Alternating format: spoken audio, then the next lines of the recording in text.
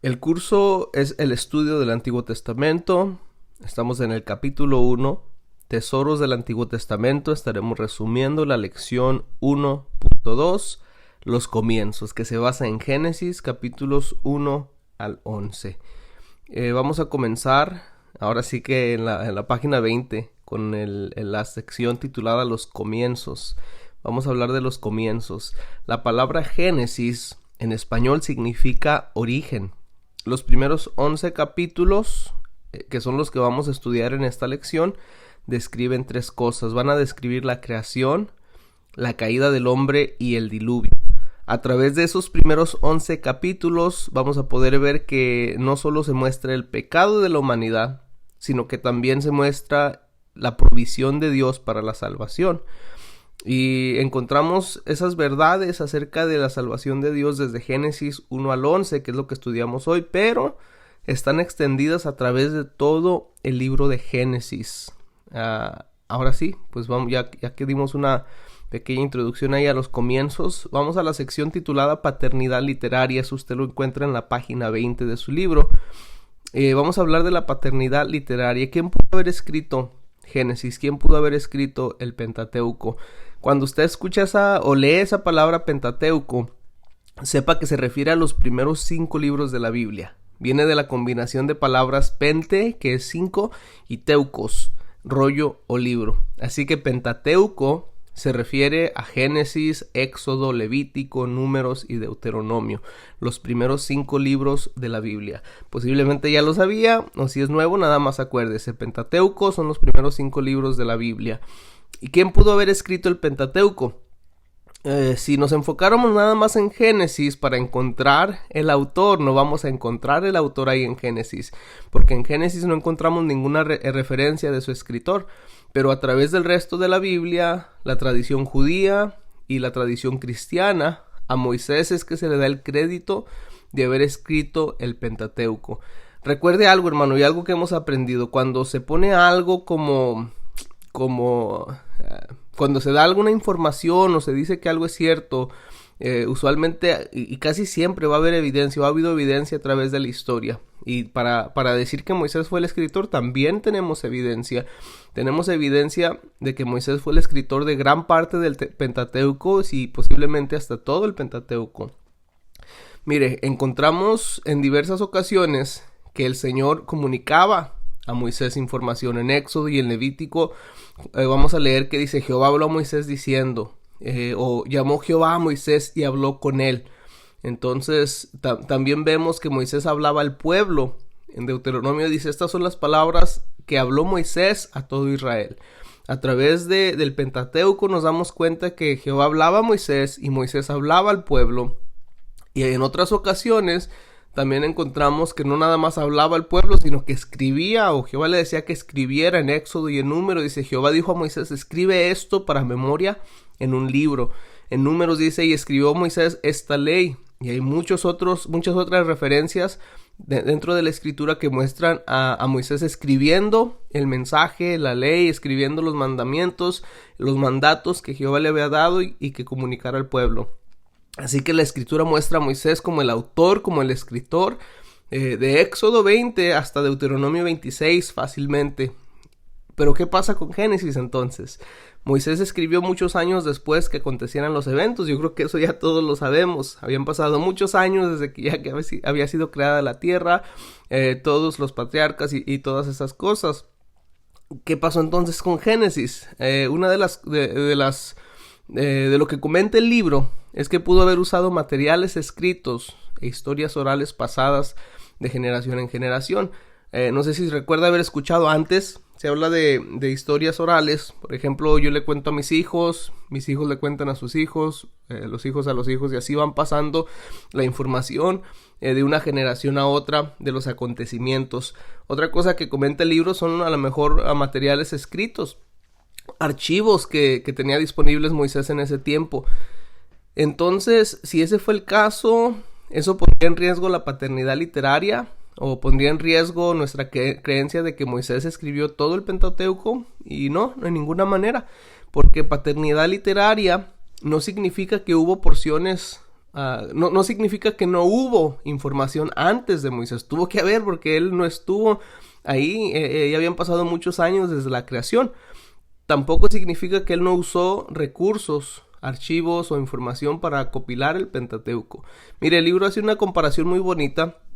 Compara a Moisés con el trabajo que hizo Lucas. No sé si se acuerda que Lucas compiló, organizó toda la información acerca de Jesucristo, lo que ya se había escrito, y hace esa comparación el libro que estamos estudiando con Moisés. Dice que Moisés posiblemente le tocó compilar el Pentateuco de nuevo, a lo mejor con información que ya escrita, que ya existía acerca de los orígenes, y a lo mejor con información que había sido pasada de generación en generación acerca de los orígenes. Lo que sí sabemos es que, y algo que venía a mi mente, y creo que el libro lo menciona también, Jesús mismo y en el Nuevo Testamento se refiere al Pentateuco como los escritos de Moisés.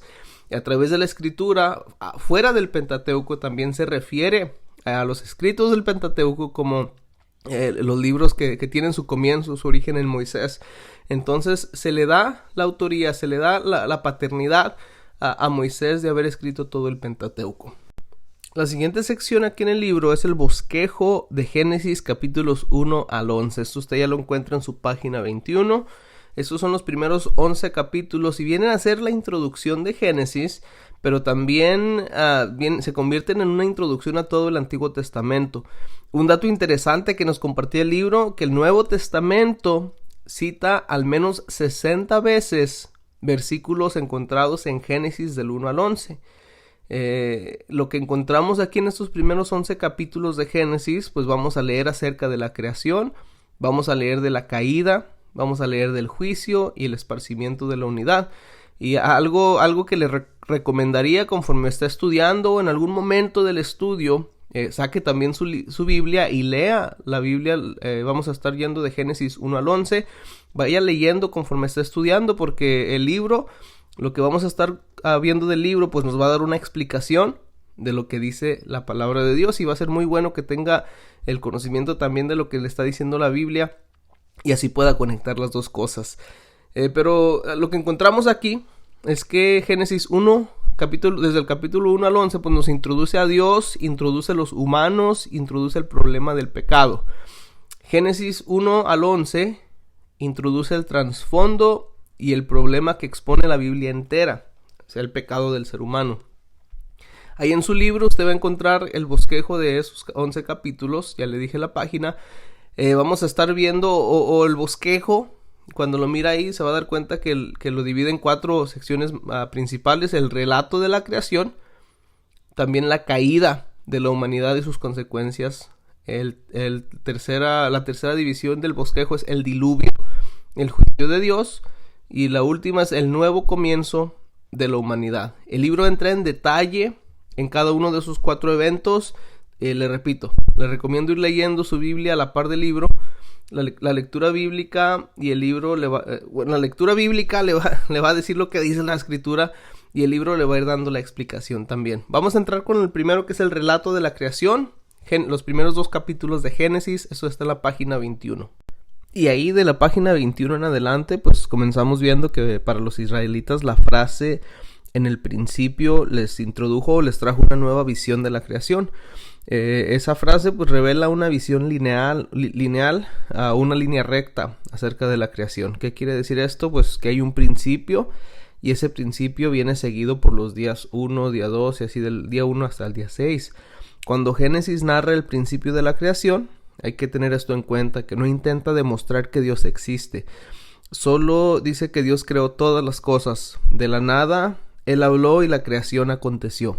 Sabemos que va a haber muchas preguntas de parte de los científicos, y a lo mejor nosotros mismos como seres humanos tengamos muchas preguntas acerca de la creación que nos encantaría saber, pero Génesis se escribió con el propósito de mostrar el comienzo de la humanidad con relación a Dios. Lo que narra la Biblia sobre la creación es verdadero, de eso no hay duda, pero hay que recordar que fue escrito con un propósito teológico, no un propósito científico. Esto fue un comentario que hizo Cooley en el 2003. Continuando en ese tema de la creación, aquí en esta clase vemos 3 puntos de vista o 3 maneras de interpretar los relatos de la creación. Recuerden que estamos estudiando Génesis del capítulo 1, versículos 1 al 31.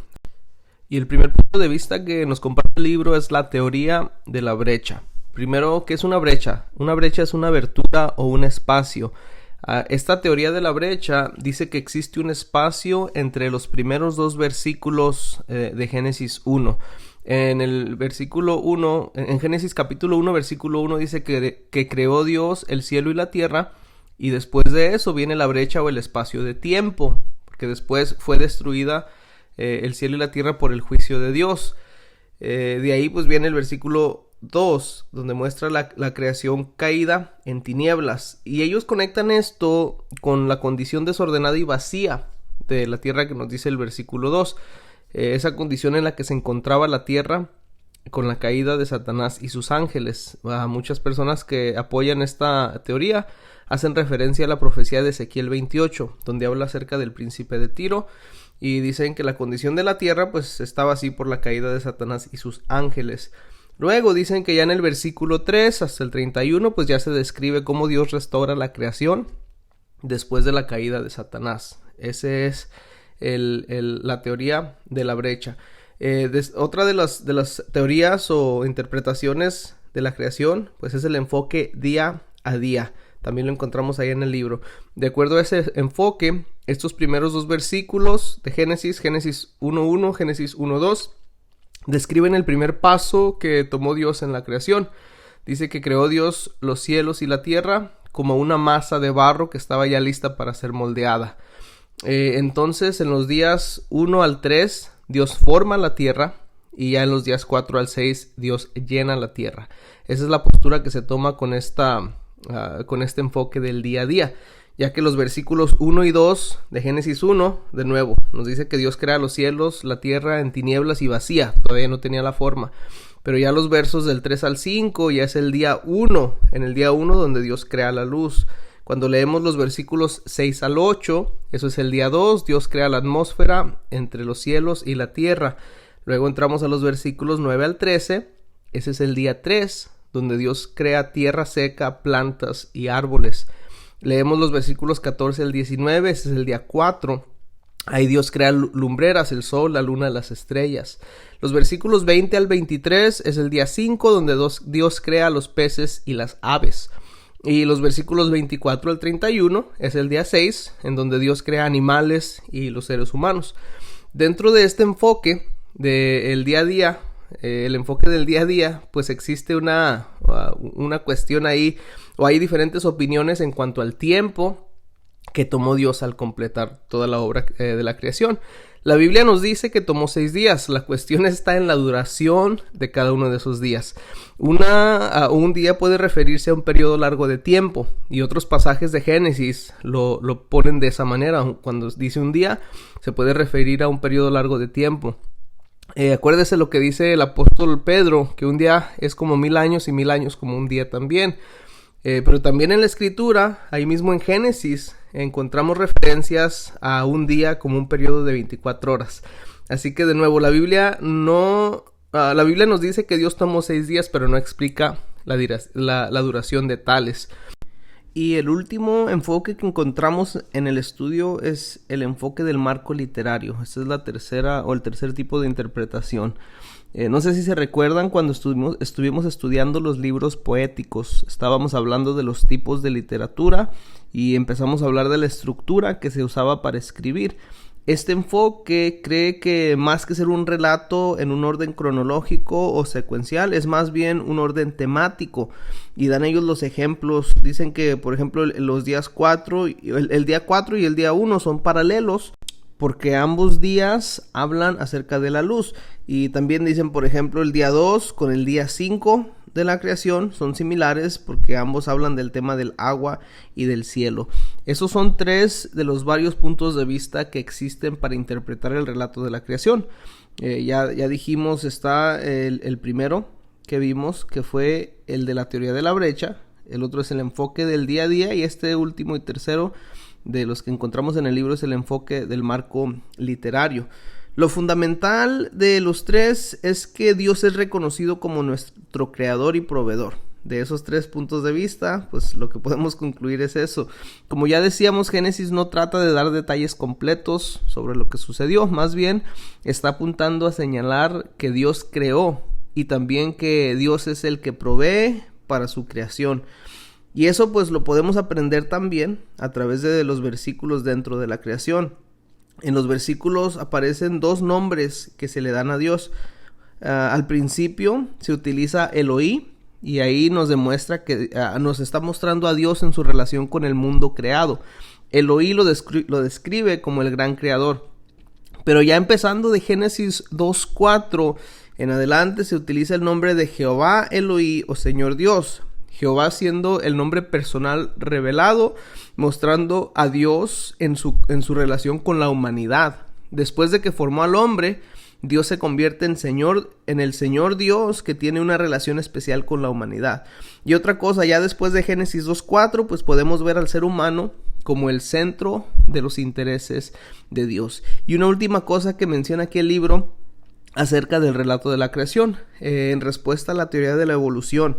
La teoría de la evolución, ¿qué es lo que dice? Que formas de vida inferiores lentamente se volvieron en animales y también que monos lentamente evolucionaron y se convirtieron en seres humanos. La Biblia nos enseña que Dios mismo creó a Adán e hizo a la humanidad superior a los animales, y nos da algunos ejemplos ahí el libro. Por ejemplo, dice la Biblia, muestra a los humanos como inteligentes y que fueron responsables de nombrar a los animales. Dice la Biblia también que Dios creó al hombre a su imagen y semejanza. Él nunca dijo lo mismo acerca de los animales. Dios mismo dio a la humanidad dominio sobre todos a los otros seres vivientes. Y pues ese fue el relato de la creación. Ahora vamos a hablar acerca de la caída. Eso lo encontramos en Génesis y van a ser los capítulos 3 y el capítulo 5. Y ahí pues ya estamos en la página 25 del libro. Nos introduce esta sección el libro hablándonos de 2 eventos que cambian la vida en la historia de la humanidad. Uno de los eventos siendo la caída de la humanidad en el huerto, que es lo que estaremos viendo, y la otra pues es la venida de Cristo para salvar a la humanidad. Y venía a mi mente, por ejemplo, ese versículo en Romanos que contrasta las 2 situaciones: el pecado entrando al mundo a través de un hombre, pero a través de un hombre también viniendo la salvación para todos los hombres, para toda la humanidad. Para poder aprender acerca de estas cosas, pues vamos a depender de la palabra de Dios. Ella es la que nos va a informar en cuanto a la creación de los humanos, en cuanto a la caída de la humanidad y en cuanto al plan de Dios para salvarnos. Cuando leemos ya Génesis del capítulo 3 en adelante, pues ahí nos encontramos el relato de Adán y Eva.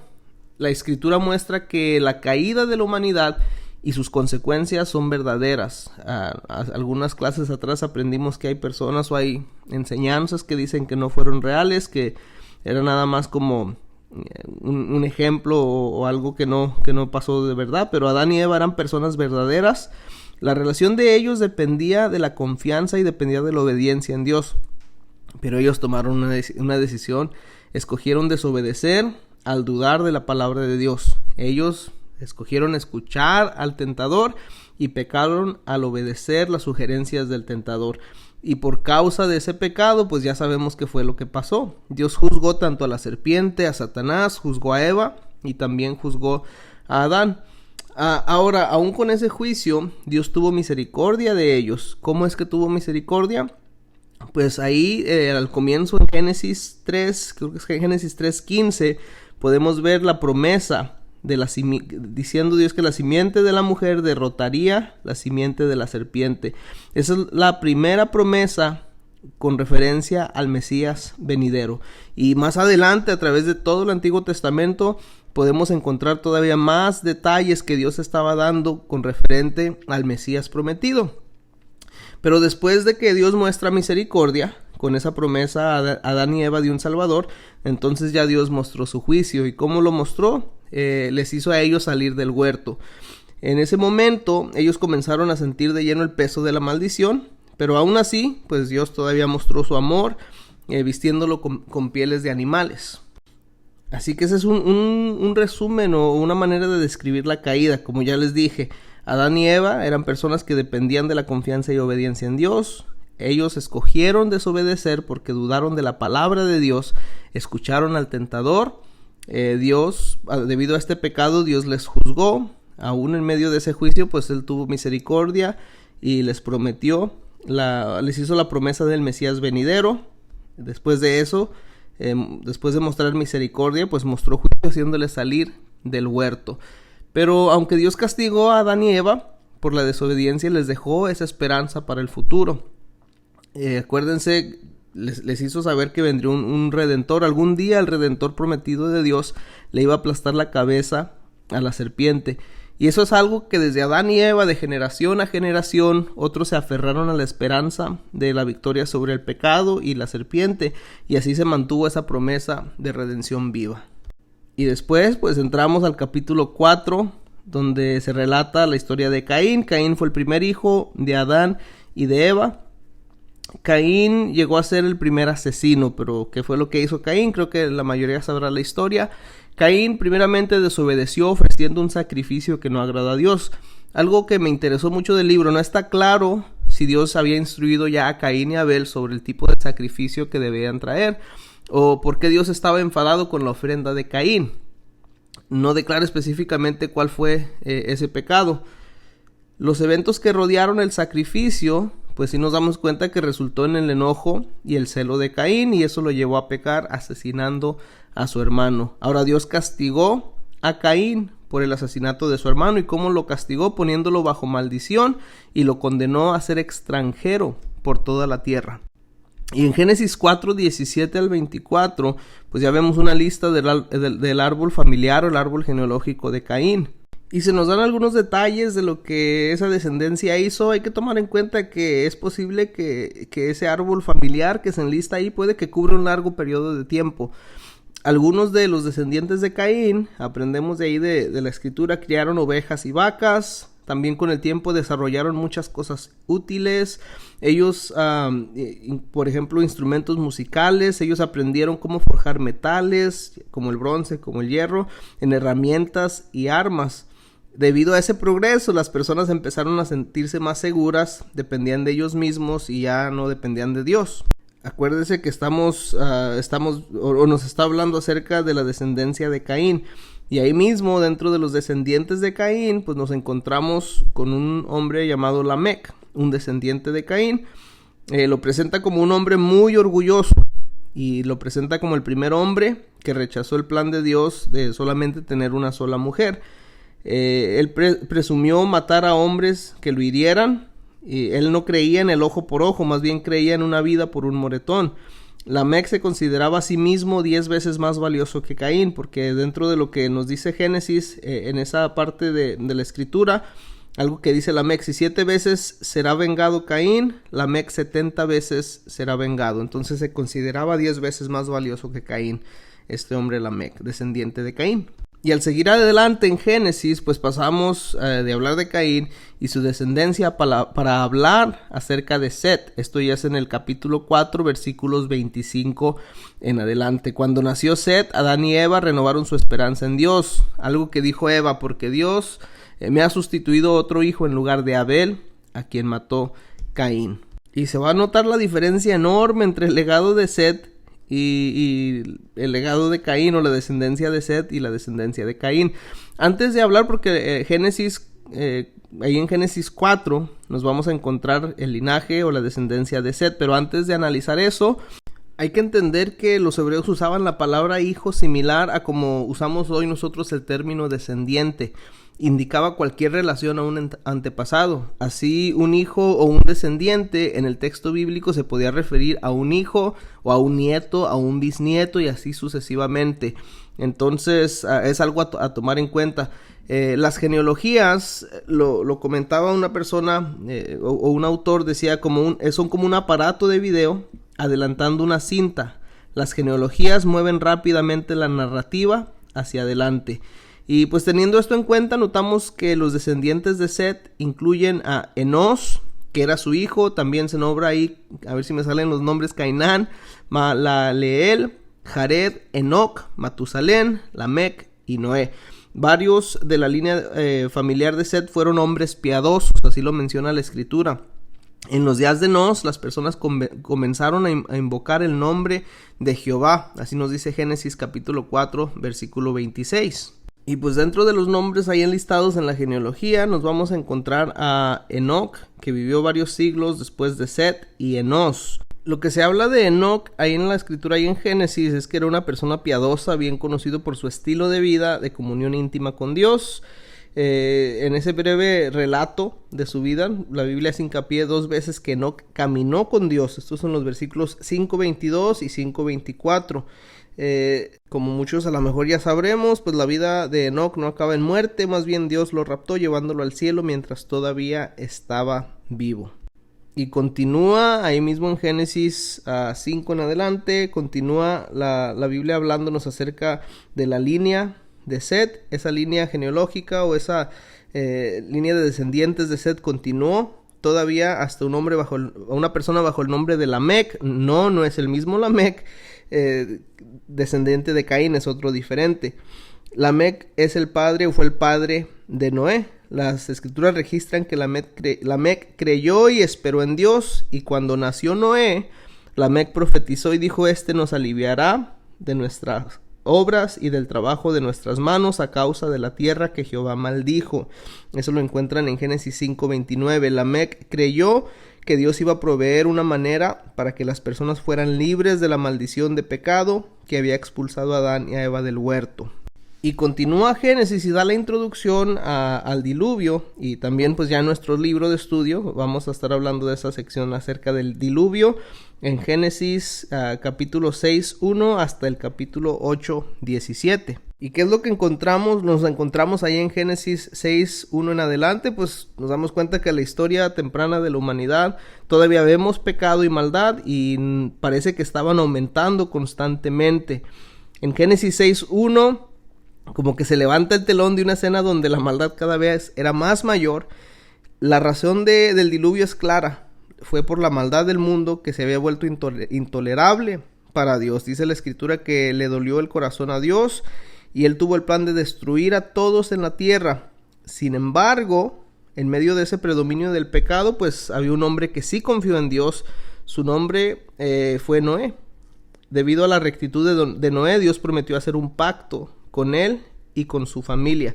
Vamos a describir un poquito el diluvio porque es uno de los objetivos que tenemos para esta sección.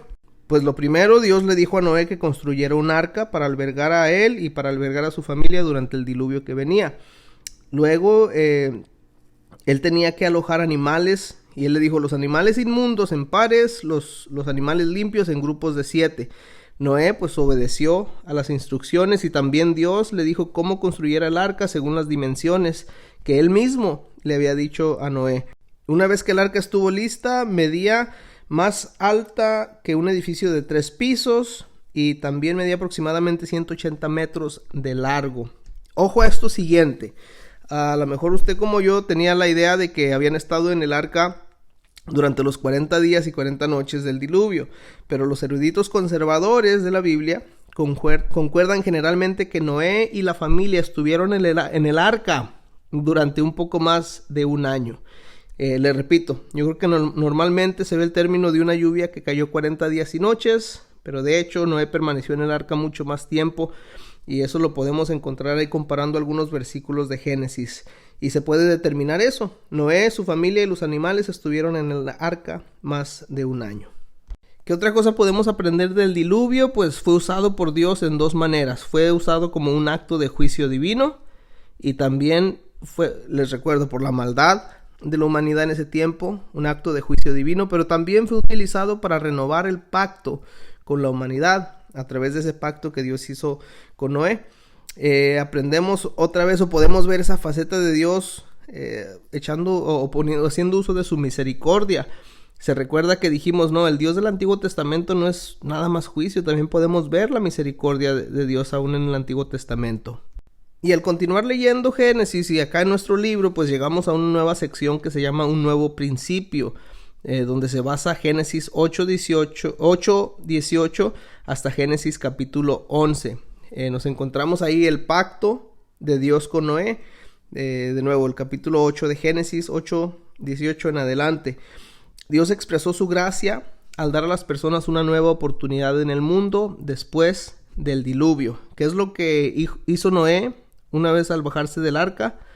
Él adoró a Dios con un sacrificio de animales. ¿Y cuál fue la respuesta de Dios? Dios prometió que nunca destruiría de nuevo a la raza humana y a toda criatura viviente con un diluvio, y dejó una señal. Usted a lo mejor se acuerde, la señal fue un arco iris como el sello de su promesa. Pero eso no significó que el pecado ya estaba completamente ausente o ya había sido borrado. Podemos ver ahí lo que dijo Dios después de que recibió ese sacrificio de Noé. Habló acerca de la humanidad y dijo: el intento del corazón del hombre o de la humanidad es malo de su juventud. Eso nos hace entender que el diluvio no borró la naturaleza pecaminosa de la humanidad. La naturaleza pecaminosa todavía se iba a expresar. Y bueno, pues seguimos adelante. Empezamos a ver en Génesis 9, 18 en adelante. Empezamos a leer acerca de los hijos de Noé. Nos damos cuenta que la existencia de la naturaleza pecaminosa sí continuó, y ahí se ilustra, ahí empezamos a verlo. Cam, uno de los hijos de Noé, no demostró respeto a su padre cuando lo encontró embriagado y lo miró embriagado y desnudo. ¿Qué fue lo que sucedió? Como resultado de eso, de que vio la desnudez de su padre, Noé maldijo a Canaán, que viene a ser uno de los hijos de Cam, diciendo que los hijos de Canaán serían siervos de siervos. Y Cam era el más joven de los 3 hijos de Noé. Acuérdense, Cam era el hijo de Noé, así que Canaán era el nieto de Noé. Pero bueno, Cam era el más joven de los 3 hijos de Noé. Sus hermanos mayores eran Jafet y Sem. Como se dice en Génesis 10, cada uno de los hijos de Noé emigró a un área diferente. A Jafet le tocó emigrar hacia lo que es ahora el área de España y el norte de Asia Menor. Cam se fue hacia África y Sem se quedó cerca del Golfo Pérsico. Y cuando continuamos leyendo Génesis, pues pasamos de hablar de los hijos de Noé a hablar ahora acerca de la Torre de Babel. Génesis capítulo 11 del 1 al 9. Después del diluvio, la raza humana era un grupo que hablaba solamente un idioma. Dios originalmente les había dado la orden a la familia de Noé de que llenaran la tierra, pero muchos individuos se establecieron en la llanura de Sinar, y mientras crecía su orgullo, crecía su arrogancia en sus habilidades y destrezas, ellos se propusieron construir una torre ahí en Babel, una gran torre que llegaría a los cielos, y su motivación principal era: hagamos un nombre. ¿Qué fue lo que pasó? La respuesta de Dios a eso: Dios confundió su idioma para impedir su comunicación y la cooperación y poder detener sus planes. El resultado de eso, pues que las personas finalmente emigraron a varias ubicaciones distintas según las instrucciones originales que Dios les había dado. Y después de hablar de leer de la Torre de Babel, el capítulo 11 cierra con la descendencia de Sem. Y en el libro lo vamos a encontrar como la línea mesiánica de Sem. Esto hace referencia a que el Mesías vendría de esa descendencia. ¿Se acuerda quién dijimos que era Sem? Yo sé que hemos leído muchísimos nombres, pero acuérdese que quién era Sem. Sem era uno de los hijos de Noé. Y a los hijos de Sem se les llamaba semitas, y de lo que se deriva la palabra semítico. Ahí en Génesis 11 hay una lista. La lista en Génesis 11 nombra 10 familias y termina con Tare. Tare resulta que se movió de Ur a Harán. Tare era el padre de Abraham. Y a través de esa nación, como ya les comenté, se iba a cumplir la promesa de el Mesías. Y bueno, pues eso fue la lección 1.2, los comienzos, donde tuvimos como enfoque Génesis capítulos 1 hasta el capítulo 11. Estuvimos hablando acerca de la paternidad literaria, donde se atribuye a Moisés el crédito de haber escrito el Pentateuco. Dijimos, bueno, ¿qué pasa si hubo material o información oral antes de Moisés que fue pasada? Dijimos que no era problema, y se hizo la comparación de Moisés con el trabajo que hizo Lucas, que fue copilar a lo mejor de lo que ya se sabía, lo que ya se compartía. Pero a Moisés se le ha atribuido, se le da el crédito como escritor del Pentateuco. Hablamos de los 3 puntos de vista con respecto a la creación. Dijimos que está la teoría de la brecha, dijimos que está el enfoque día a día y también está el enfoque del marco literario. Pudimos hablar acerca de la caída, describiendo cómo fue la caída, hablamos del diluvio y describimos cómo fue el diluvio, y cerramos hablando de ese nuevo pacto, ese nuevo comienzo para la humanidad también. El próximo capítulo vamos a enfocarnos en Génesis capítulos 12 hasta Génesis capítulo 50 y ahí se va a tratar con los primeros patriarcas y es lo que vamos a estar estudiando. Dios les bendiga.